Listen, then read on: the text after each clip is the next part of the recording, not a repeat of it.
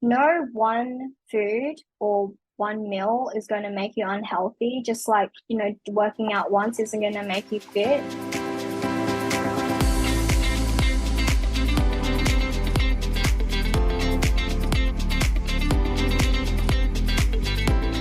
What's up, my little love buckets? Welcome back to another episode of the JD Remedy. Thank you so much for tuning in this week. I have a very, very special episode today. I will be joined by Yana.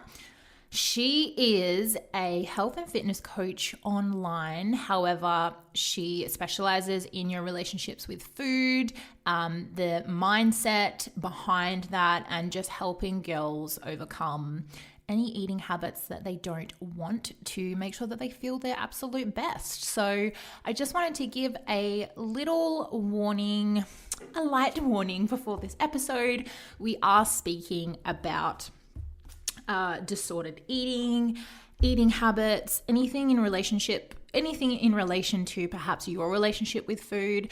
There may be some topics in this episode that can come across a little bit triggering for you. So I just wanted to give you a heads up, but please know if this does trigger anything for you, myself and definitely Yana are here to support you. So if there's anything that makes you feel unsettling toward the end of the episode, or you need help with us in general, please reach out. You are not in this alone.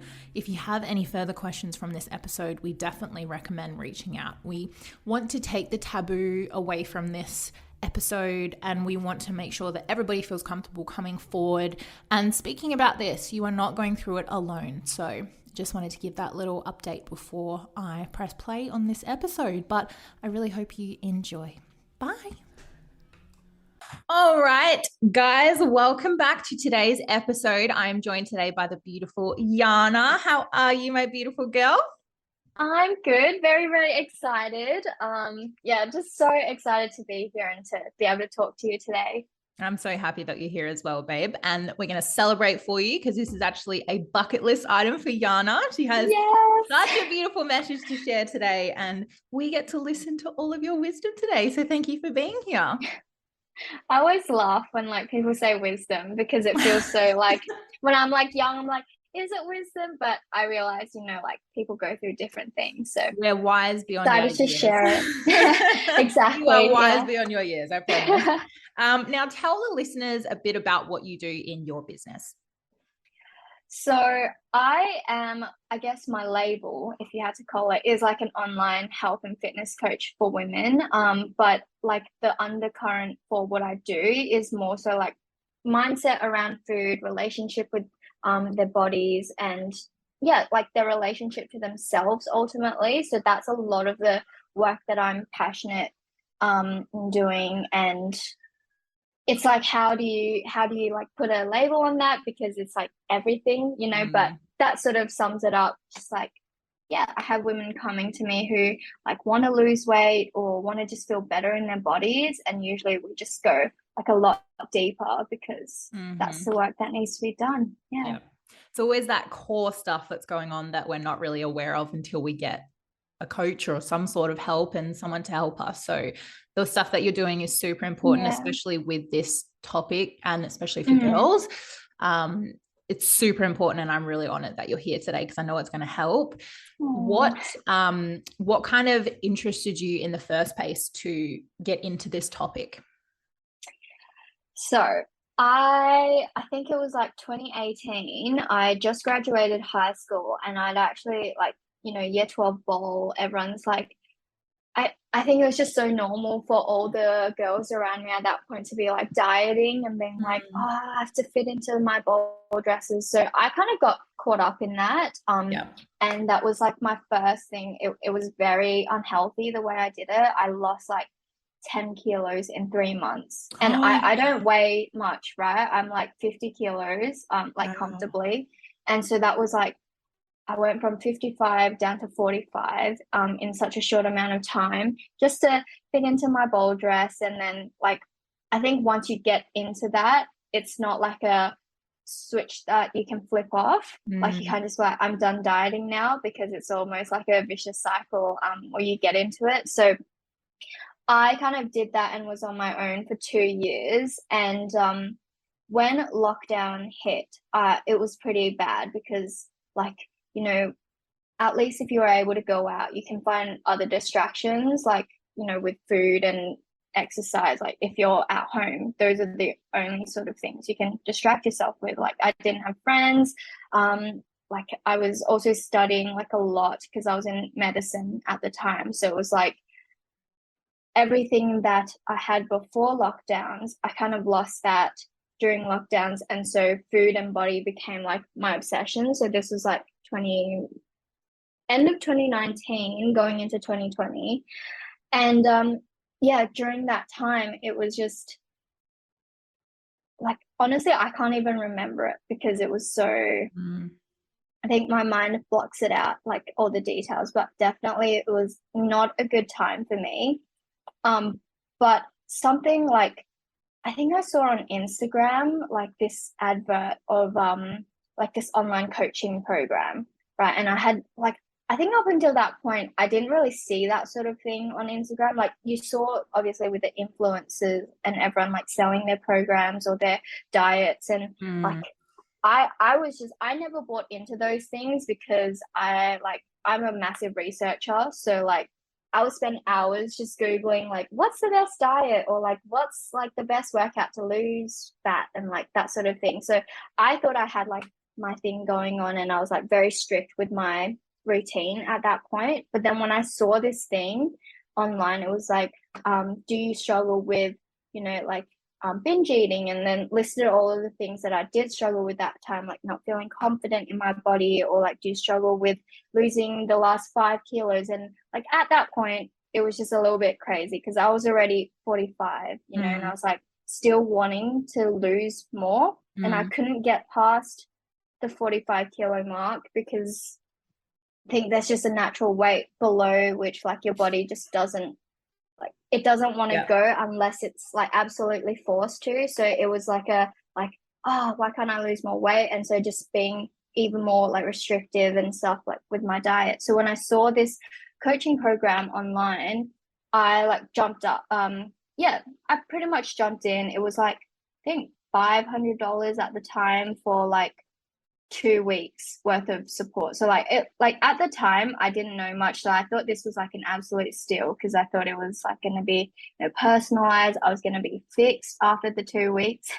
Um, and so that's what sort of sparked it. And then after that, I kind of was like, I think after I got a taste of what it was like getting some help, I kind of got addicted to finding the next thing, or like the cure, right? I would say Mm. I have a very addictive personality in the sense where like I can get hooked onto things, like in some things, but then in like with games and stuff, I never got into them, or like I don't have habits, I guess, where I'm super addicted to them. But like with stuff to do with my routine or stuff, Yeah. or like especially food, it's like very, I get very addicted and hooked onto one thing. So I actually signed up to like a personal trainer at my local gym when lockdowns ended because I was like, I need some help. And I realized that. And I was like, I probably don't know enough to help myself. Um, so when I signed up, I told them, and I was very upfront with my struggles and like why I was reaching out to them. And it just felt like the entire time we like, she had a plan for how to deal with girls who have like a history of, disordered eating. Um, she was very intent on like increasing my calories. So at the time I was eating like 1,200 on good days, and like Wow. maybe like 800 or even 500 on the days where I feel like I didn't exercise enough or didn't move my Yeah. body enough. Um, and her plan was just to basically in the span of 4 weeks, increase my calories from like that low to 2,500, right? And Mm. in theory, when you think about it, that's like the reverse dieting, like usually what I get my clients to do after they've come off of a long dieting phase. Yeah. But like, given my approach, she didn't like, well, given my history, her approach didn't take into account like, I felt very uncomfortable with that, and I expressed it. I was like, I can't eat this much food. And she was just like, well, are you even trying? Like, what sort of foods are you eating? And I remember like one night I literally had a breakdown because I was coming home from uni. It was like 9 p.m. and I had eaten like 1,000 calories at that point in the day, which was like an achievement in my eyes at the Yeah. time, right? To even get to that and be okay with it. And then I got home and I was like, oh, how am I going to make up like the 1,500 calories? So I remember just sitting down and like having a meltdown on my kitchen floor whilst eating like ice cream sandwich in between like two cheese slices. I don't know. That was like my go-to, like if I needed to fill up my calories. But I was just like crying and forcing myself to stuff down like this food. And also like at the time, I think we were working on health goals as well. So like I didn't have my two servings of fruit that day. So whilst eating the ice cream and stuff, I was also force feeding like two punnets of strawberries Yeah. down, and I just felt so sick at that point. And actually, like we worked together for 3 months, and I gained like 15 kilos because, like, obviously going from very low calories straight up to like a really Mhm. high calorie, or even like what my maintenance calories are now, like without that like sort of transition period and actually like waiting for your body to adapt, it's very primed for fat gain and like Yeah. even weight gain in general. So I gained a lot. And I I remember telling her along the way, I was like, am I supposed to be gaining weight this fast? Or like or just even asking like why am I eating so much food?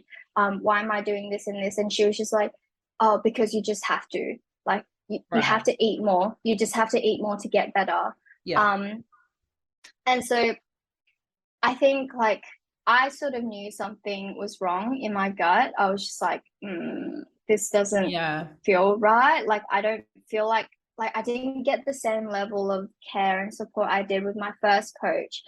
Even though she was halfway across the world and I only was with her for 2 weeks, she made me feel very understood, and she never forced me like she actually increased my calories from 800 to like 1,000, and then we got up to Gradually. 1,200 on some days, right? But then it was like 1,200 to Mhm. 2,500, and it was like I just didn't feel supported or heard. So I found another coach who actually traveled 40 minutes every day or every week to see, and he like he became very fixated on like the one thing that, well, one of the things I brought up, which was like I'm like I didn't have my period, and I didn't have it for 2 years at that Yeah. point because like after high Yeah. school I didn't get it back in those 2 years. So every session I just felt very uncomfortable because he kept asking me like, oh, have you gotten your period this week? Have you gotten your period this week? Right. um and like was almost like, oh, we might need to get you to eat more food, or like you have to stop doing this and this so you can get your period back. And I was like, felt very forced into a corner where like it seemed like at the time what I wanted to do versus what I knew I needed, which was getting my period back. But I wanted to just feel better in my skin Yeah. and like feeling better in my body. It felt like the messaging conflicted, or like Yeah. he was trying to force me to prioritize one above the other. Yeah. Um, and I think like, every coach will have that like sort of um you give them what they want, but then ultimately you also have to like push onto them what they need, or not push Yeah. onto them, but like, because we care about our clients and we want them to do the best. So sometimes it's like we give you a little bit of what you want, but ultimately like it has to be what you need, because otherwise it's not going to be sustainable. So I can see now that like his approach was very much, he knew I needed to get my period back, but it felt very like forced and like I didn't have a say in the Hmm. matter. Hmm. Because he was like just overriding, like, oh, it doesn't matter, like you want your period back, don't you? Like and just like asking me that. So there's a little bit of like guilt tripping and stuff going on. So I left him within like a month because I saw him twice a week, I think. And every time just being like, did you get your period? Did you get your period? Mm. It was Too just much. too much. Um, so I sort of went off on my own and then like started I was like, I need to get this under control. So I actually went to therapy and like for a little bit, and then looked into just courses myself, and then that's how I got started in this thing. And it's funny because at the time I was studying full time, like medicine, like 6 months out from graduating, actually, and like working in the hospital, and then I just quit and I was like, I'm gonna do this because like clearly Aw. there's not enough people out there who know how like, or maybe it was just my experience, but I don't know. It seems pretty dodgy that like all of the people that I had experienced so far was just like, it made me feel like that. So You're I was making me just like, I teary. need to, Like it's so oh, powerful to listen to you speak about it. Sorry, carry on. no, that's okay. Sometimes I forget like how much I've actually gone through because like I was brought up in an environment where like you don't really talk about what you feel or like what struggles you're going through. You just I was the oldest, so I had to take care of my brother who's 5 years younger than me, and like it was very much other people's needs above my own, and like how can I not be a burden to other people? Yeah. So when I talk about this stuff, I'm just like, yeah, I went through that, but then I forget like how much it actually is. And yeah, like I think the biggest thing I'm working through right now is like not numbing myself, Good girl. because Yeah. I think, yeah, like when like if I allow myself to open up, I know like there's gonna be a lot of feelings. Oh, Sorry. No, just ignore me. This is not no, about me. that's okay. This is not about me. Yeah. Good for you. Keep No, going. that's okay. Yeah, like just opening myself up. Like I know there's a lot of emotions that I've buried in a lot of things that I'm still working through, like trauma and all of that. But there's that piece of resistance. Like I'm functional right now, so like Yes. why do I need to put myself through that? But it's sort of like me practicing what I preach to my girls. Like, if you want change and if you want something better, like you have to do what's uncomfortable, like to grow. You can't stay in your comfort zone and expect everything to be okay, right? Well, I think some people are okay with that sort of life. Like if you're happy, like with your life right now, there's absolutely no need to change. But I knew that like blocks in my business and even like with how I was approaching certain relationships and stuff, like that all stemmed back from those Yeah. issues. And so like I need to address this because I'm not happy with how things are going and I need to change in order to change. Yeah. Okay. Thank you so much for sharing all of that. You got me good. Mm. It's always the hardest times that we've gone through ourselves that makes us want to be that support or change for other people. Mm. And you mentioned quite a bit that you sought help and you reached out to different coaches, you went to therapy. What was the turning point from you in the mindset of I need to keep losing weight, I'm not happy with myself, to then going, I need help? Like, what help were you looking for and why did you want to change it? What was that turning point for you? Hmm.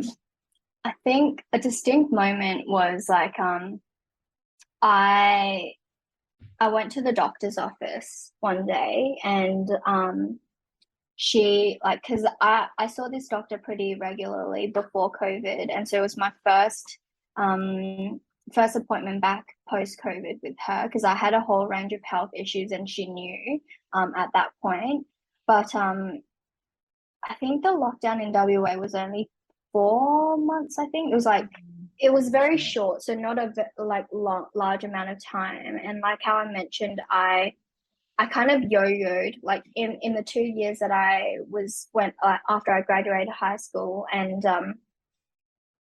ended lockdown. I yo-yoed a lot between like the 45 and 55 just Mm, because that's the general pattern that most people get stuck in, is like they lose the weight and then because of what they did it's not sustainable, they go yeah. back and then like it just goes, yeah, like I was stuck in that cycle. And then when I saw her, she like wanted to do a blood test because I was like, she was like, you look like you could be dead. Like I walked in because I like my Really? skin, yeah, my skin was super yellow because obviously like, well, not, I don't know if yellow, but it was like drain of color, and it was just like my skin against bones.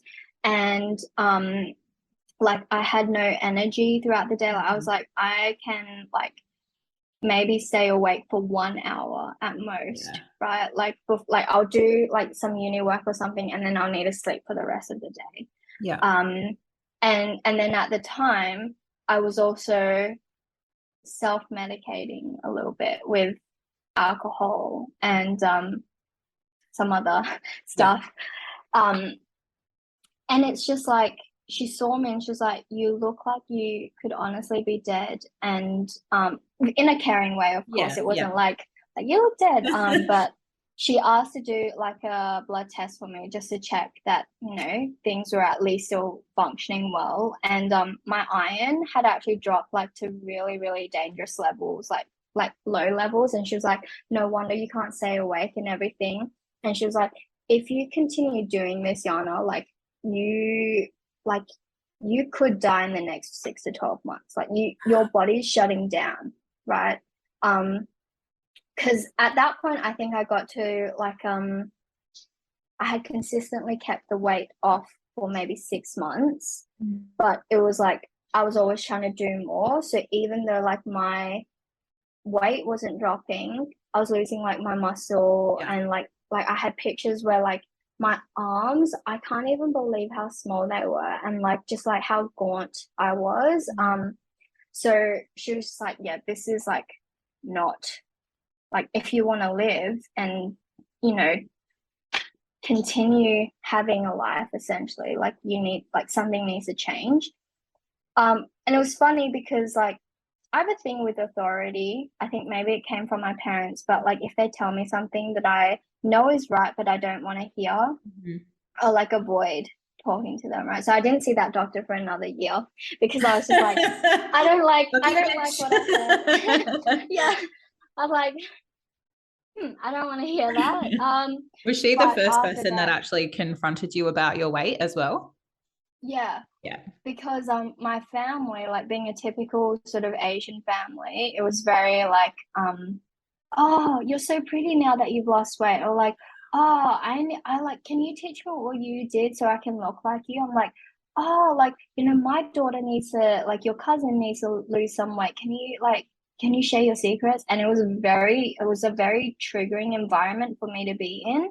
Like, I think that's what I think drove me to continue to be in that cycle.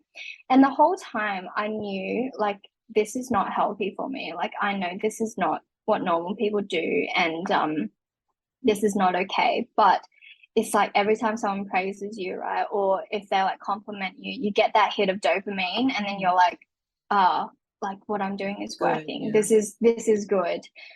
So it was a constant battle. So after I left the practice, I knew what she had said was right, but I was like, I'm not gonna do what she said. Right. But then it was like sort of these opportunities came up where like I can't even remember. I think I saw like adverts about these things, and then like I reached out to the local PT, and then that was a big turning point, because for me it was never about money, really, like not reaching out to a coach. It was like more so I could do it myself. And like being really like taking pride in the fact that, you know, I'm such a high achiever and I can like research, and I've always done things on my own. So why do I need other people's help? But then when I thought I had gotten it under control, because I was like, well, I'm not losing weight anyway, so this must be my healthy normal. And then having that said to me, I was just like, okay, maybe I don't know everything after all. And also that the not liking authority and being told what to do, you just kind of push everyone else's opinion to the side because you're like, I've got this. I don't need you guys. Yeah. But really you were very unhealthy. Yeah. Yeah. Because I was like, if my body was actually shutting down, and if I was actually like not healthy, then I would be losing more weight than I am now.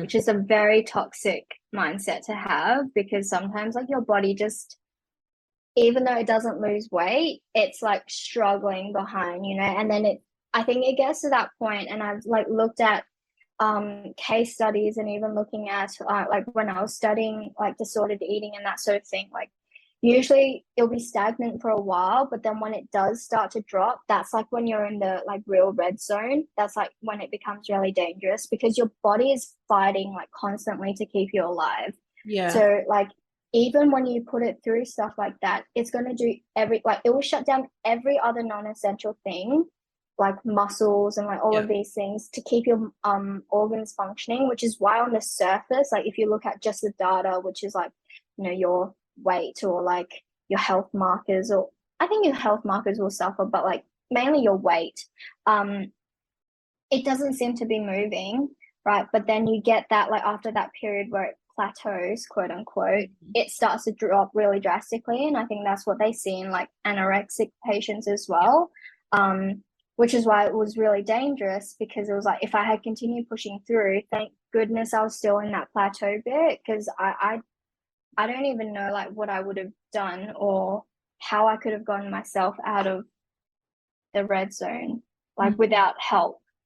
You know, like so seeing the doctor at that point, it was like pretty much the turning point where I realized that this was not okay. Yeah. Um, yeah. And it's probably really important to talk about because I know you mentioned a doctor had literally said to you, you're going to die if you keep going like this. But you had the mindset, like, I'm not losing weight, I'm okay. Did Mm. you ever get to the point where,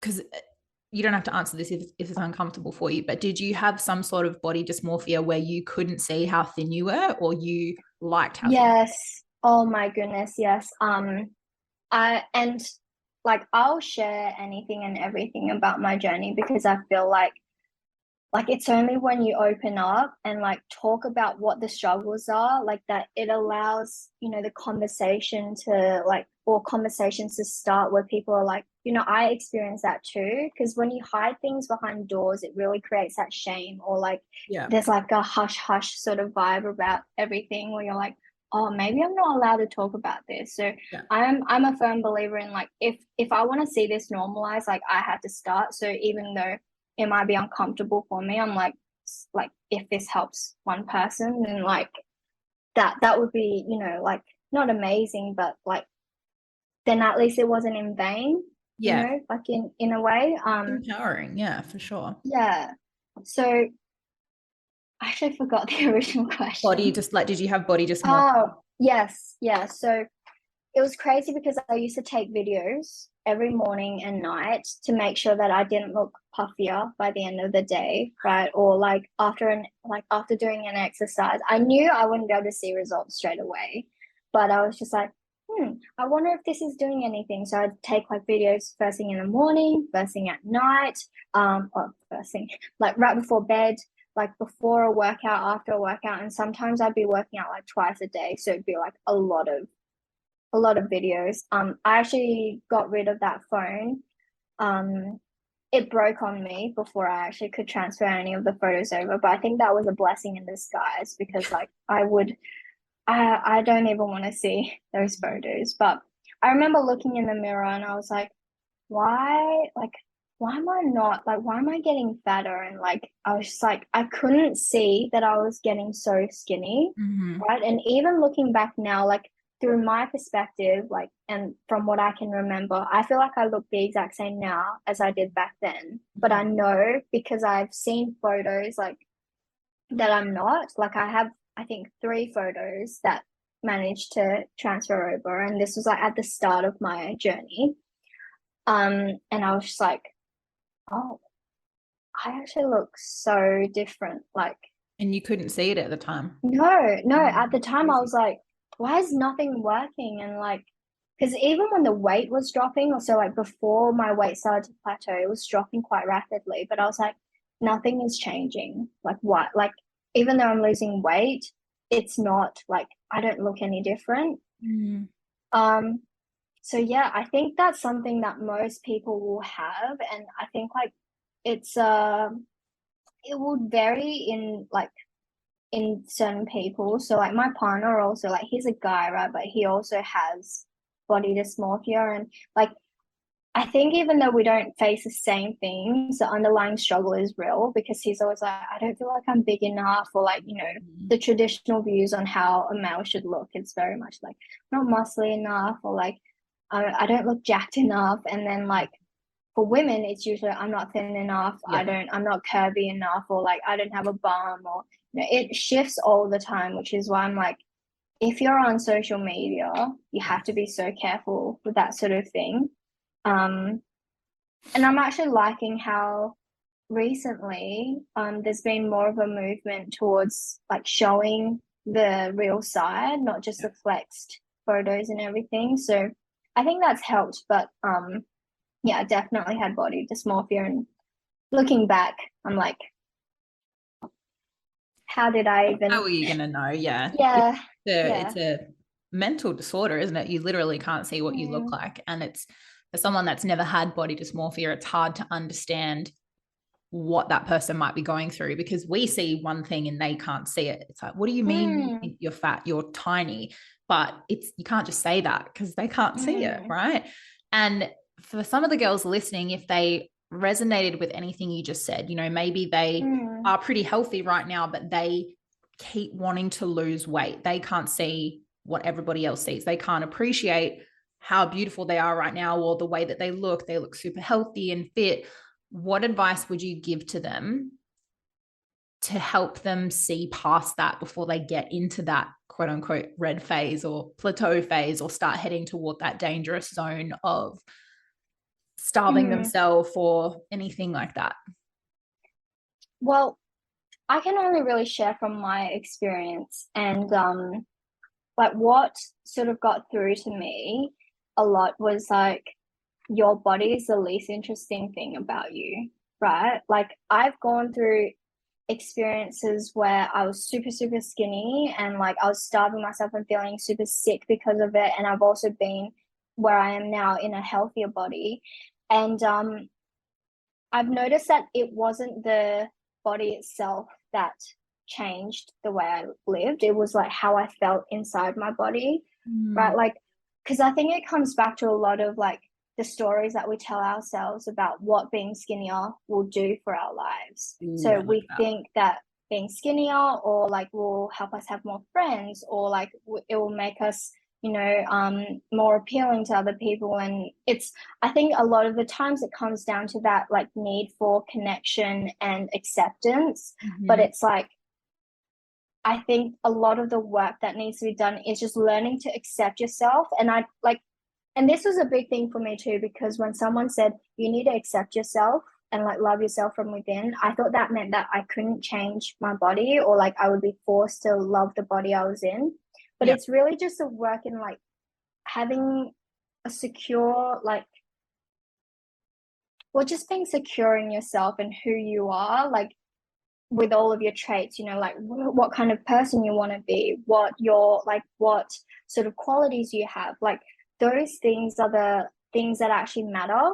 Mm-hmm. Um, and like, you can accept yourself without needing to stay in that exact same body. Yeah. Right. I feel like like there are so many things going on in my head where I'm like, oh, this is so deep. But it pretty much just, I feel like, comes down to you can accept who you are, but change what you look like, and still want to change what you look like. And that wouldn't make you a bad person. Yeah.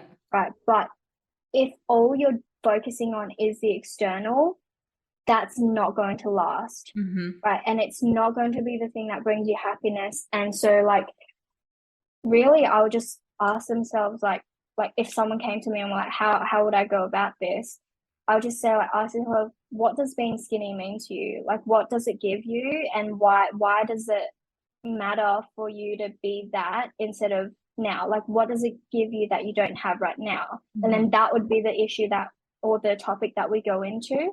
And Mm-hmm. for everyone it's like different, right? Like with childhood stories, like, and with what you've heard your parents say growing up, even like your friends growing up, what they've done, that all influences how you like view the world and like what you perceive to be important. So I think like getting to the root of why they want to do it is the key, really. Mm. Hmm.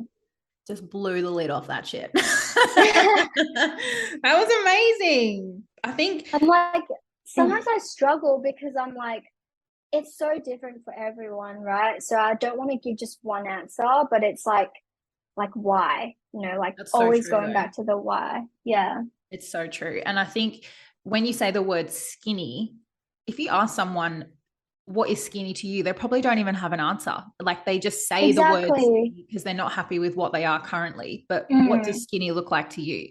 And some people Yeah. say lose weight or fit into this dress or look like Mm. this person I saw on Instagram. But I guarantee you, when they look like they're what their Yeah. ideology of skinny is, they still won't be happy because you're right. Yeah, You they have to don't fix see the it. internal stuff. Yeah. Yeah. And most of the times, like at least with the women that I've worked with, it's like they have been at that point where they were quote unquote skinny. And I asked them, I'm like, well, when you were in that body, did you feel skinny? Mm-hmm. And they're like, no.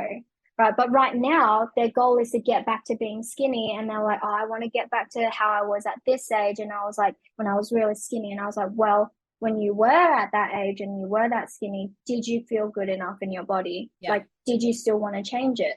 And so often well, most of the times the answer is no, like I didn't Yeah. feel skinny. So I'm like, well, then the problem isn't how you look, it's how you Yes. feel about yourself and where you place your self-worth and like what you value about yourself, right? And it's all about just changing that, but obviously coming from like a compassionate, um, yeah, approaching it with compassion rather than like calling them out and being like, well, obviously that's not the problem. So Mm. like, what do you mean? Which is a lot of what you feel like you didn't receive throughout your journey. Yeah, Yeah. And there was always yeah. that gut intuition for you.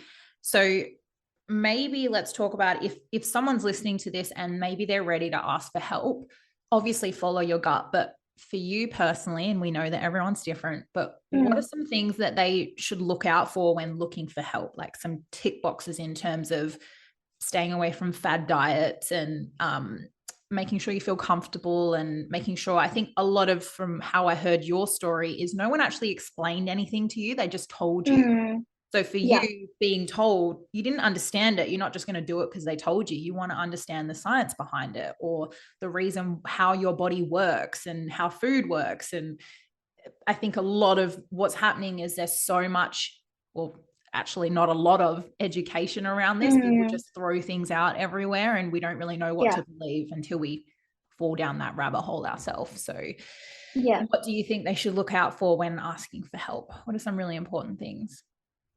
I think first and foremost is how do you feel with that coach? Mm, Like, and I think most coaches nowadays have like an option where you can, like chat to them before actually signing up with them or like working with them.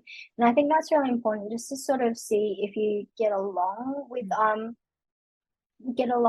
because the biggest thing is like coaching is just communication, yeah. right? And like that's everything. Like if you can feel someone, like if you can make someone feel heard or understood, and like for me that was the biggest thing. Like Yeah. I just needed to feel like they were actually listening to what I was saying. Mm, So if they're like cutting you off in the conversation or if they're like sort of twisting your words because sometimes you'll say one thing and then they'll place their own meaning on what you've yeah. said and then they'll like go off of that. I think that's a big red flag. Yeah. Because it's like they're not actually listening to you, they're just talking, Yeah. right? Yeah. And so like taking that free opportunity to talk to them even in the DMs, I think that shows a lot. Looking at the type of content that they put out, like if it's in line with what you want to achieve and like what you value, Yeah. right? And kind of just going into it with an open mind as well, because sometimes when you are in that situation, you won't know what's best for you. Yeah. So even if like a coach does bring up something, like always ask, always like if you don't understand, ask them. And a good coach won't get offended or like won't dodge the question if you ask. They will take the effort to explain it and make sure that you know what's going on and keep you in the loop. And you're So like, comfortable. Yeah. yeah, exactly. So asking and just like taking ownership for how much you I guess are involved in the relationship as well. Like if you never ask, if you never check in, and if you don't actually like pry your coach on like why they're doing certain things, you also like they can't read your mind, so they can't Yeah. like anticipate that you're worried about certain things if you Yeah. don't tell them and open up. Yeah. So yeah, their communication style. Sometimes, and I don't think this is as common, but if they're affiliated with certain brands or certain products, that can be a big thing. Like then you can't just look at the individual coach, but you also have to look at what they're affiliated with and seeing if like the values and everything that that company stands for also is in line with what you want to get from a yeah get out of your coaching relationship. Yeah. Mm. And I think just in general, the education behind food and how it works, because Yeah. when we think we want to lose weight or we're not happy with how we look on the surface, there's just so much different information out there, and a lot of it is unhealthy. And our go-to is normally eliminate carbs or eat less, and it's not Yes. always a healthy option. So make sure the coach that you're speaking to or where you're getting your information is a reliable source. And Mm. I would probably feel better being coached by someone that knows about food and, Yeah. calories, because calorie tracking and calorie intake is thrown around. Mm. And if you do not know anything in that area and what is healthy, and every single person has different calorie intakes, by the way, Yeah. you don't know anything in that area, that's where it gets really toxic and unhealthy for you. Yeah. So make sure they're educated Yeah. around it.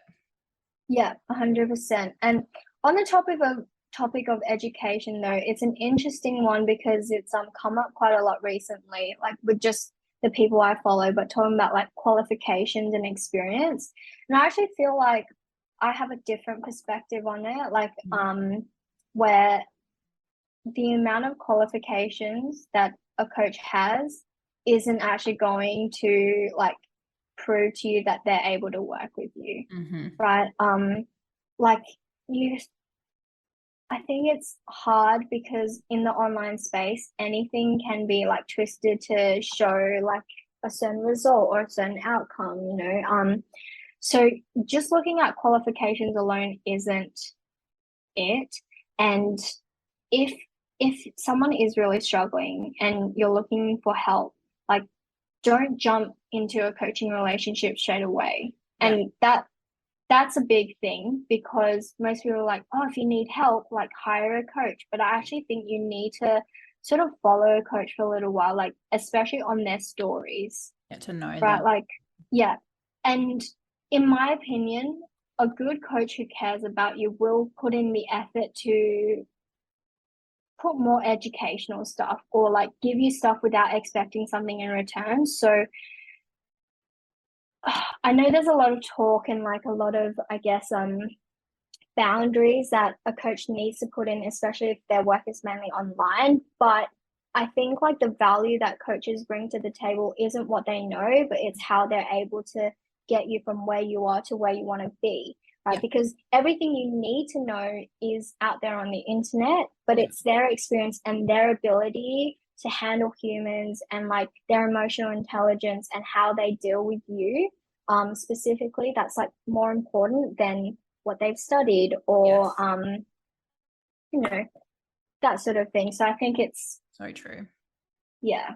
One of my business values is compassion. And I think Mm. working with someone that makes you feel heard and makes you feel comfortable and you align with the values would be far more important than obviously what they know is important. But yeah, you Yeah. want to make sure that you feel, because you said one of your biggest things was making sure that you can ask a lot of questions. And to be asking Mm. a lot of questions, you need to feel comfortable and trust your coach. Because if that's not there, Yeah. then you're going to feel quite reserved Yes. and not Yeah. comfortable. So trust, trust the process. Yeah. And Um, sometimes it's your gut instinct as well, like you will know everyone has that gut response in their body like where your body like it will physically like sometimes I'll feel like it's a lurch or like there'll be a certain feeling where I'm like it's a no, right? But we try and make logical sense of it or talk our way through it. And I think that's where like if a coach is like going like that's a no, and I like my first few coaches or my two coaches that I had bad experiences with, it was like I felt that, but I sort of went, oh, they've helped thousands of Mm, people. Surely they can help me. Or like, who am I to do? But I think like trusting your gut instinct is really important. yeah. Um, because your body does have that wisdom. Usually, though, we are so trained to use Mhm. our brain though to override that wisdom. So Gut instinct's there for a reason. yeah, Listen to it for sure. yeah, Yeah. And even though you were going through such a hard time, you still had that instinct that that coach wasn't right for you. Even though you mm, couldn't see what was happening or what was wrong, you knew that you weren't aligned with that person. mm, And there's a reason there's so many different coaches in the same field because not every coach is going to be right for you. So yeah, that's good. Do your yeah. research. And I think that's it's definitely like not it's not a personal attack on a coach to not want to work with them Mhm. or to like admit that they're not the right fit for you, Mhm. right? Because it's like no one can like not everyone is going to be able to help you in the same way. And I think like even if they have experience, like you are valid in feeling like they're not the right fit for you, even if they've helped people like you. And Yeah. I think that was a big thing for me as well, because I felt a lot of guilt being like, well, why? And I put it on myself to be like, why am I the one client that they can't seem to help? Right. Um, so I think that like that's the biggest thing. It's not a personal attack to say no to a coach as well. Yeah. Yeah. And you learn little bits of information from every person you come across. So it doesn't have to be quote unquote fixed from this one coach. Yeah. You might get Yeah. one lesson from this coach and a different takeaway from another coach. So it's okay to Mm, put yourself out there and keep looking at different coaches as well, as long as you feel comfortable. yeah. Um, okay. Do you want to go to some listener questions? Because I actually put a Yeah. story out this week. Where's my phone? To see if they had any questions for you specifically. So let's Oh, open them up. So I'll probably just keep them anonymous just in case. okay. So Oh, good. somebody wrote in and said how to find a happy balance, still eating the foods you love and not feel guilty about it. That's a question on all of our minds, I think. And my Yes. question as a coach would be, why do you feel guilty about eating that food in the first place? Yeah. Yeah. I was like, well, what, like, and also I think, like, why do you feel guilty? But also, is there a pattern with like the types of foods that you feel like is quote unquote off limits and like Mm, sort of brings up that feeling of guilt? Like, usually it will be, I think you mentioned like cutting out carbs or like, it's usually the stuff that we've told ourselves are quote unquote bad for us. mhm. But no one food or one meal is going to make you unhealthy, just like, working out once isn't going to make you fit. So it's like, Yeah. it kind of is just how do you stop feeling guilty? You just stop yourself from feeling guilty. Like when you can feel yourself starting to like beat yourself up and like have that internal dialogue, like, oh, I shouldn't be having this, you just have to cut it off, Mhm, right? You have to be like, refuse to let that thought come through. And it mhm, takes practice because sometimes it will feel like you're arguing with yourself like internally, but mhm. that's really just the most straightforward answer. Obviously it goes a lot deeper Yeah. than that, like, and there are certain practices like around shifting your mindset around food and like attacking, well, why do we think it's bad for us, and Yes. is that the actual truth, right? Like, and looking at, well, because usually as well, like with food rules, it's like societal, or it might be something that you've seen modeled with your mom or like with Mhm, others around you. So like going, is this a belief that I actually want to believe? Like, do I actually want to feel guilty eating this mhm, food?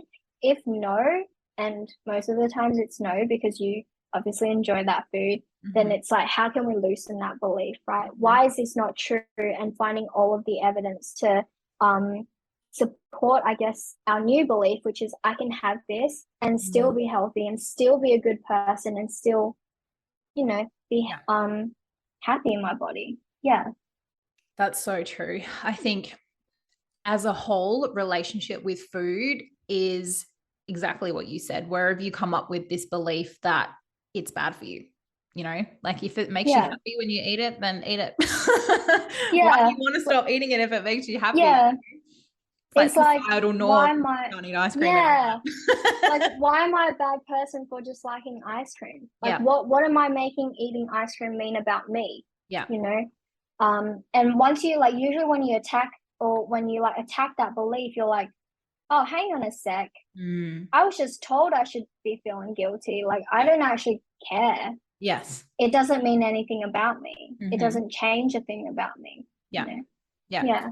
I really like the analogy of one quote unquote bad meal isn't Mm. going to do anything, just like one workout isn't going to make you fit and Yeah. strong. It's exactly the same thing.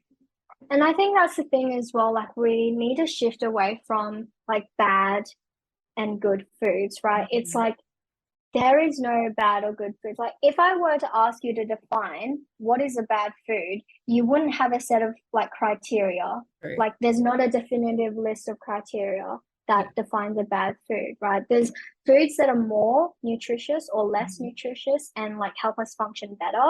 And I think that's the important thing as well. Like, balance feels like everything needs to be good all the time, Yeah. right? But balance is, in terms of life, it's actually more of a flow, right? Like, depending on like different areas of your life, you're going to have slightly more nutritious foods depending on what's available in your environment. And if Yeah. you're out, naturally, you're not going to have a basket of apples in a Mm-hmm. restaurant that you can just Yeah. take.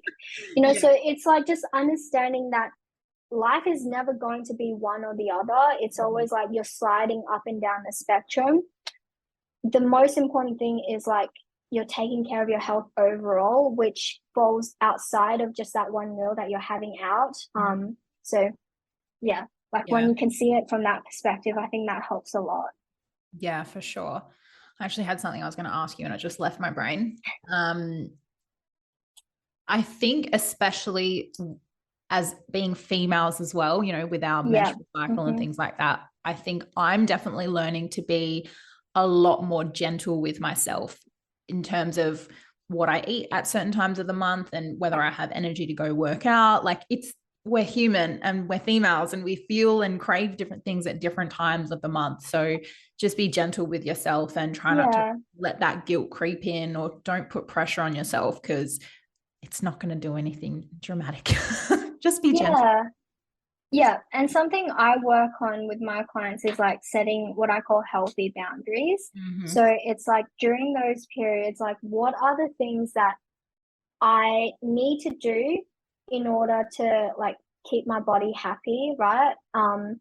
Versus and balancing that with what I want to be doing. So for example, like no matter what time of the month you are, you should probably move your body and just to Mm-hmm. keep it a little bit more active for like your health and also like physical health but also mental health, Yeah. like moving and releasing those endorphins. So it's like, well, okay, maybe if you don't feel like weight training during like that time of the month, go for a walk, like a That's true. 5 minute walk, you know. Yeah. And usually like if you go for a 5 minute walk, it'll turn into probably a 30 minute walk because Mm-hmm.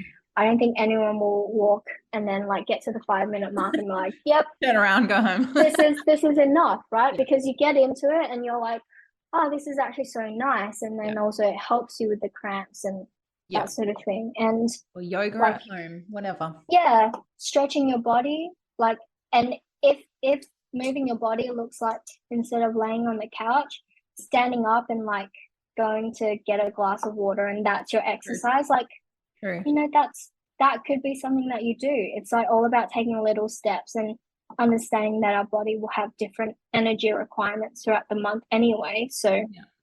yeah. Yeah. Perfect.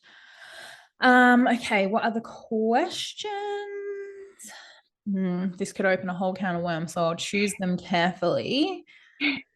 We've got a lot of questions just about, is counting calories healthy? How do I track what I'm eating? Things like that. And I think depending on your mindset and where you're at and how healthy your relationship is with food, obviously you can elaborate on this, Yeah. but I think I've had moments where counting or tracking what I'm eating and counting calories has been really beneficial for me. But then I've Mm-hmm. also had moments where I've had to stop because it does more damage than good. And I think everybody has been on both sides as well. So, is there anything you want to say about counting calories or any opinions on that topic without going too Yes. deep into it? Yeah. So first of all, I would ask like what defines as healthy for you? Like what makes something like any behavior healthy or unhealthy? Right? Like why is counting calories something that like works for some people but then is considered unhealthy for some others?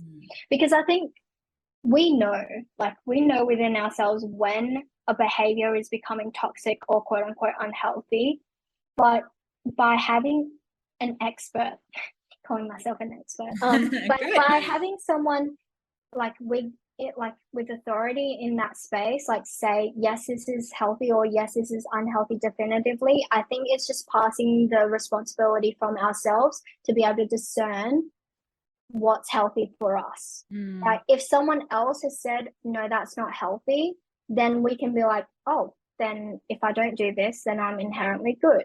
Right. Yeah. But I think we all have the ability to decide and to be able to differentiate when something is healthy because, like, no one's going to know better than you. If you're obsessing over food at 3 a.m. and like trying to track everything to the gram and you can't go out and eat and like enjoy a drink with your friends or something, that's probably not healthy, right? Like if you want to be doing something, but you feel like you're being forced because of some arbitrary rules that you've given yourself, that's what I would define as not healthy or not being the best for us mentally. So it sort of it depends like on your relationship with food and also like are you just wanting someone to tell you what to do Yeah. instead of knowing like instead of sitting with yourself and being uncomfortable with it and just going okay is this something I should be doing, is this something that's healthy, Yeah.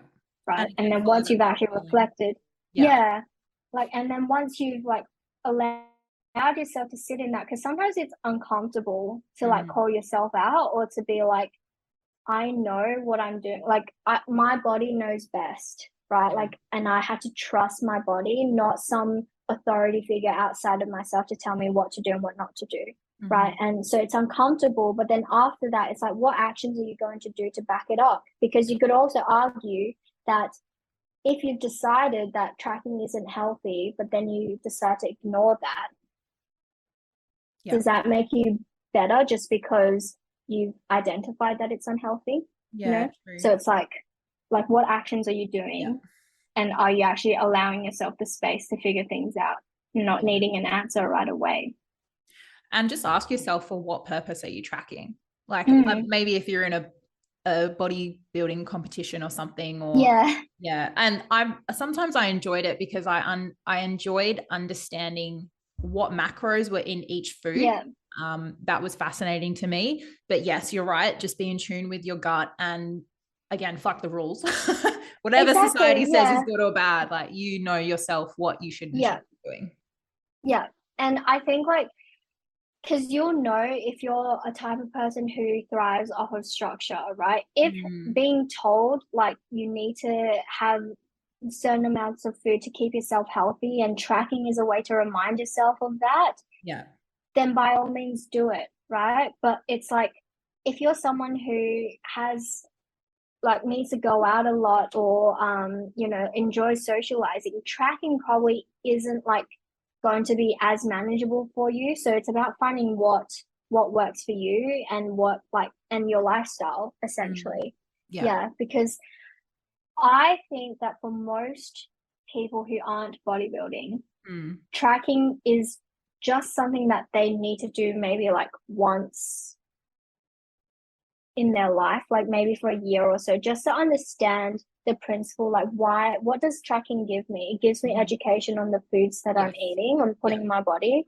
So once you've done that, you actually have the tools to be able to go off of tracking and Yeah. know intuitively what you need to eat. Yeah. But then it's about, you know, is tracking giving you quote unquote control over your food that you're not wanting to give up? Um, True. and so, yeah, I would say for most people, you don't need a track. Like humans are really good at knowing what to eat, right? We've done it for hundreds and hundreds of years before before MyFitnessPal was ever Yeah, invented. true. Um, so it's about just like going on that journey to actually trusting yourself and not relying on something external to tell you what to eat. Yeah. I think that's the biggest thing. Yeah. Yeah, that's super important. We'll finish it up with one question.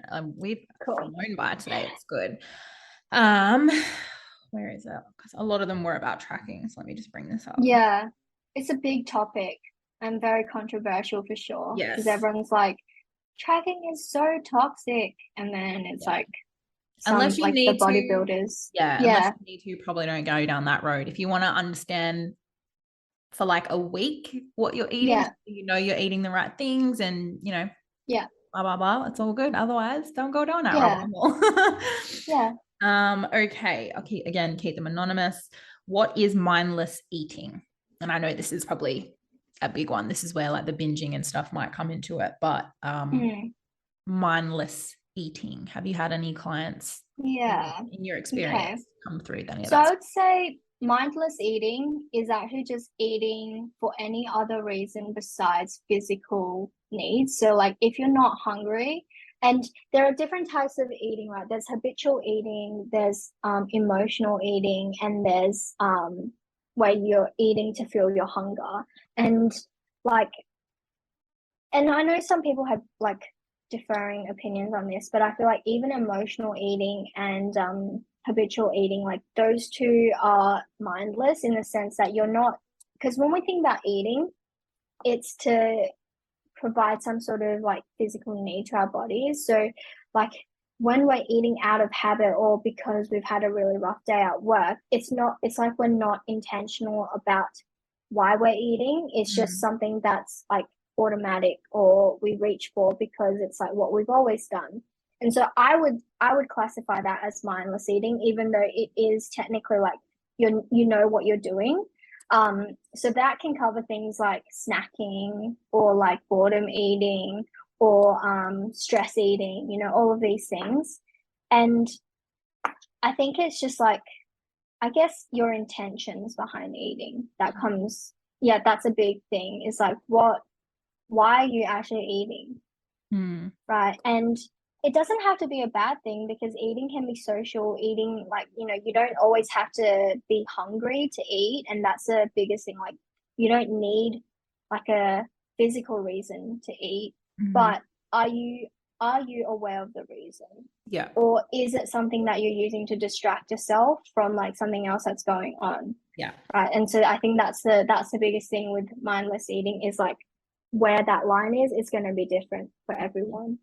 Yeah. It's interesting when you say habitual eating, is that more so like they have a snack after the gym or they always eat on a Yeah. Tuesday night for date night or something like along those Yeah. terms? Yeah. Yeah. So it's like going to the movies. If growing up, like every time you've gone to the movies, you've gone popcorn and ice cream, it's more likely that like when you do go, even if you don't feel like it, you'll find yourself checking out with like popcorn and ice cream, right? Yeah, Or true. even like on like people who enjoy a glass of wine at night, Yeah. like what might have started off as just like something that they did with their partners, it becomes like a ritual where every night for some reason they find themselves pouring a glass of wine, Yeah. right? Or like at 3 p.m. they're like they've always had a snack or something on hand, and then like when they're at home, even though they're not hungry or they might have had a late lunch, it gets to that time and they're like, oh,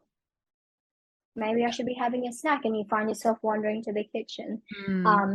So yeah, I think that's like habitual eating is stuff that like we're is part of our routines. And it can even be stuff like if driving home from work, you always drive past KFC and you've Yeah. always like maybe pulled in and gone something. When you go on a diet, you'll still find yourself like sometimes pulling in and you'll be like ordering and you'll be like, How did I get here? yeah, like what am I doing here? I'm supposed to be on a diet, Yeah. So That's all so those sorts true. of things. So it's like the opposite of obviously reducing your calories and not wanting to eat. A lot of where the weight gain comes from is habits, and it's forcing yourself to, not forcing yourself, but if you're going down that road of unhealthy weight gain, it's breaking those patterns. And the think a lot of it is psychological and emotional as well. Yeah. Yeah. And I think that's why like it's super important to know what your eating patterns are because like I don't know if you've heard of this, but people will grow up in households where they're told you have to finish everything on your plate, Mm, right? So then that becomes a habit. So as like when you're older and you're like, I'm full, but you have like still, maybe something left on your plate, out of habit, you'll stuff yourself, yeah. right? Like you'll force yourself to eat that food, but you'll feel like worse after it. But it's like almost a compulsive need to do it because you're like, oh, I'm gonna get told off, even though Mhm. you're an adult.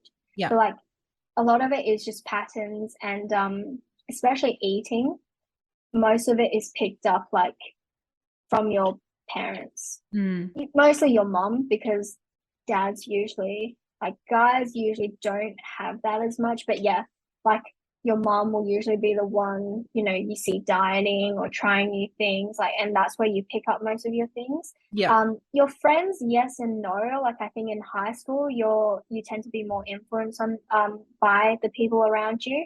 But yeah, a lot of it is I think in your first 7 years. Don't quote me, but I think No, it's it like you is. pick Yeah. it up In in your NLP, we first teach seven that. years. Yeah. Yeah. So it's like if you think about it, like my first memory, I think was when I was 4, right? So like the 4 years before that, I'm not even aware of what I witnessed, but those stories and those things are Mhm. now inside and like running the show essentially. And I think that's where like most of the work is just recognizing like what the patterns are. But I actually feel like sometimes trying to pinpoint the exact thing that caused it isn't as helpful because how can you be aware of something that you can't even remember, In your right? So I think subconscious. like, Yeah. yeah, so it's just like being aware of the patterns and then like breaking that pattern. Yeah. Yeah, And I think because I've had this with some clients as well, is why do they want to stop it?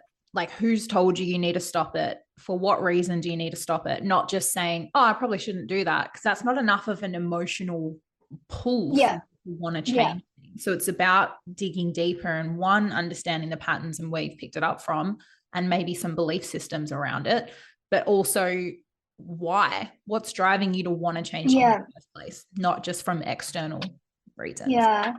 Well, it's like I did an event with Tony Robbins, but it's like if it's a should, then you won't. Yeah. Yeah. Right? If you say I should, then you won't do it. Like Yeah. you just don't have a strong enough motivator behind it. But Mhm. if it's I need and you make it emotional, and that's why like I think in Start With Why, like in Simon Sinek's book, it's like it's 7 layers deep. And sometimes with the clients, like you have to go even deeper than that, like because you have to find the one thing that's like really emotional, Mhm. because humans are just emotional creatures. And when we don't feel like it, after a really tough day, we're not going to do the things that we're not emotionally driven by. Right? Human physiology is always going to win over our discipline. And Yeah. that's why, like, when people are like, True. I should just be more like disciplined to not snack or like to make this change, like, Mm, that's not the problem. yeah. It's the problem is you don't like value it enough. Mm, It's not yeah. important enough for you to make the change. And I think that like goes into, well, what's the pain of staying the same, right? Like why do you need to change? Like it's a need. Yeah. And then making that like being like, I need to do this because of X, Y, and Z, Mhm. as opposed to I should. Yeah. Right. That's Yeah. huge. And I always say to my clients, like motivation is a myth. You can't just turn on motivation. You Yeah. feel most motivated when you're living in alignment with your highest values. So that's why you Yes. do all Yeah. this work to understand the reason why you may be binge eating or you may be restricting your food and you're wanting to lose weight Yeah. or you're wanting to lose a certain amount of kilos. It always goes back to why, what patterns do you have, what belief systems are in place from a young age, and what are your values? Like, what are you trying to meet? And I think you actually said it earlier in the episode. What are you not getting at this weight? Mm, Like, what value or emotion would you yeah. meet if you lost weight? And how else can you meet that need without losing weight Yeah. or without, yeah, trying to Yeah. restrict yourself? And that's with a lot of emotional eating as well. Like, not all the times, because sometimes it is just purely out of boredom, but Yeah. it's like if you're driven to that, like after a really tough day and you find yourself like snacking or like cleaning out your pantry, like what needs are not being met?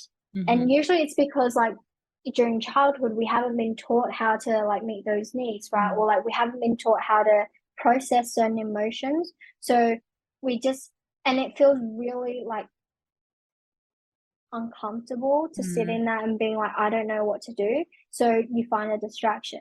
Yeah. But it's like if you can identify the need that you're missing in your life, it like for me, personally, that was like play, right? Like Mm. play is so important and having the time where you're not quote unquote being productive, like that's really important to have because like that's the basic need. Mm-hmm. No humans are going to like thrive without the freedom to just be Yeah. without any expectations, right? And that's True. essentially what play is. Like you just do whatever you want without needing a certain outcome. Yeah. And that's usually a big thing that most people are missing in their lives or like connection or whatever it may be. It's like if you can identify what you're missing, you don't need to necessarily address the habit itself, Mm-hmm. right? Because if you can give yourself what the habit was giving you, Yeah. yeah, that's half the work. And it's really important to talk about your environment and where you're getting all this information and where is this story coming from that you're telling yourself. Like we talk Mm, about influencers online and the bodies we look at online and this coach told me this and this PT told me this, but it's like, what do you need? What do you want? yes, yeah. That's why it's so important to align yourself with the right people, and Mm, that's probably a good segue for you to probably drop your Instagram and your business, because I would love if this conversation you've heard today, ladies and possibly gents, if it sparked something in you, if you've been curious about this, if you're struggling, whatever it is, I would really love for you to slide into Yana's DMs, if that's okay with Yana, yes, of and reach course. out and ask for help. This is the biggest thing we're trying to push, is you don't have to go through it alone. And it's really important that you talk about it openly if you're comfortable doing so. So where can they find you, Yana? So I am on Instagram at Yana Lin official. I'm on Facebook too, but I tend not to accept friend requests because Yeah. I'm just like, Boundaries. when people, yeah, when people like message me after I've accepted friend requests, so unless I know you, I'm Yeah. most like, if we chat on Instagram and then you slide over to my Facebook, like that's fine. But yeah, so I'm on Instagram. I am running like a free masterclass this Saturday, the Ooh. 27th of August. So that like goes into a lot of like my journey, and it's called like lose 10 kilos and keep it off, but it's really like it goes into all the behaviors and like everything, not just surface level Yeah. essentially. And that's free. And I'm running a giveaway inside of that. So That's yeah, that's exciting. amazing. Well, this episode will be out before Saturday, so we'll make sure head to her page. I'll link all of your stuff in the description of this episode. So definitely head over, register for the masterclass. I'm sure if you really resonated with Yana today, you'll love her masterclass, and it's free. We love free value, so Yay. jump over and check it out. But I just want to say thank you so much for coming on the show today, babe. I have really appreciated just your authenticity and being very open with your story. I know so many girls listening are going to get so much value from today. So I just want to say thank you so much for coming on. Thank you for having me. Honestly, like this is a dream come true, and I'm just like kind of sad that it's over, but I think Oh, like even just you reaching out, this has just opened a door for me to like have the courage to even ask to be on other people's podcasts and like reach out to other people. And so just really want to thank you for this opportunity to spread the message. oh, babe, you're so welcome. It's such a good cause. But make sure, again, ladies, if you need any support, obviously I'm always here, but please reach out to Yana. And we hope you enjoyed today's episode.